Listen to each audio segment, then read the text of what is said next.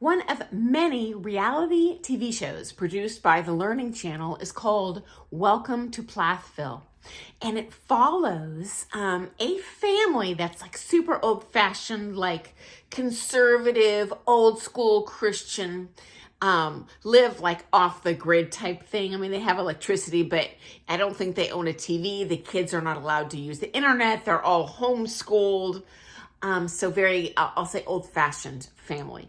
And guys, I just found this out. Fascinating. Okay, so their oldest daughter, Mariah, obviously the kids definitely aged out of the home over the years, moving on with their lives. Well, she moved to Florida after leaving home. And since she has moved down there, she has started ballroom dancing. And it kind of surprised me because it seems like the family, like it's that all the girls are very, very covered up and such. And she is full on out there ballroom Latin. And if you haven't seen the show, firstly, let me give you a quick snapshot of the family as well as Mariah, because her look has changed over the years. So I'll be right back. This is the Plath family and their daughter, Mariah.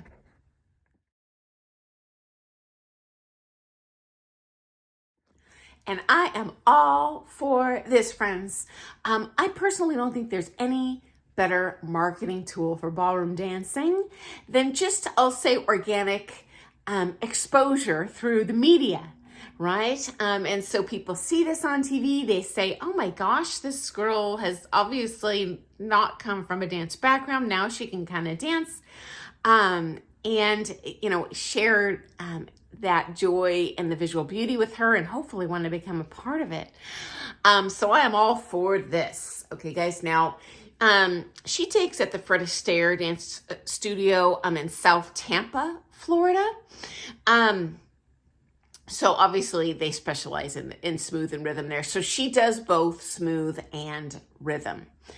And her teacher, his name is Maxim Melnichuk.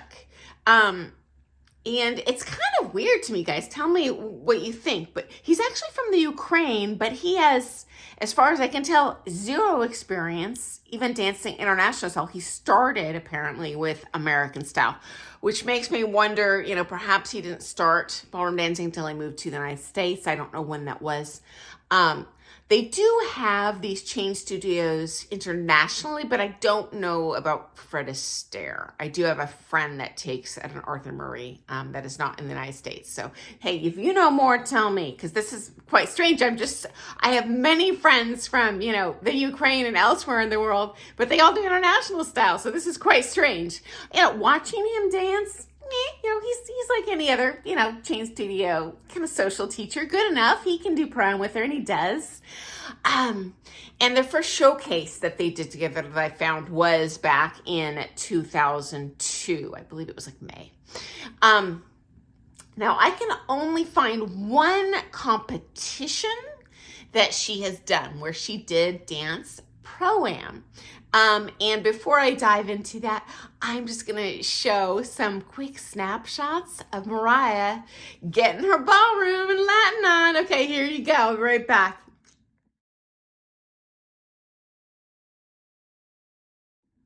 And I suspect this year, this was January 29th, was her first comp ever. I can't find a record of her anywhere else.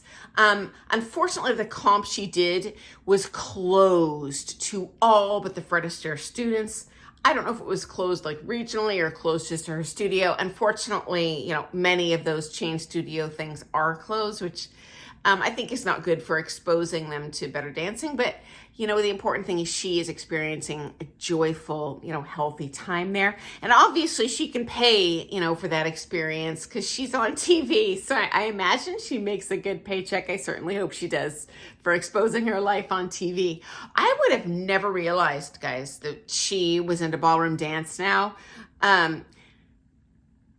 I'm still somewhat stunned, but they actually devoted darn near a whole episode of this Welcome to Plathville show with her parents and whole family coming to the comp to support her.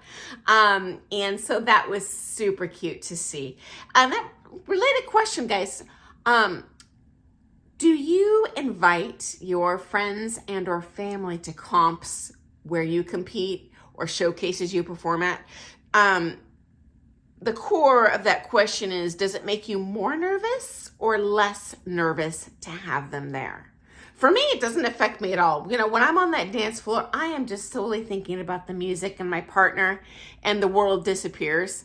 But I just know everyone's different, and I'm super curious to hear your experience in that.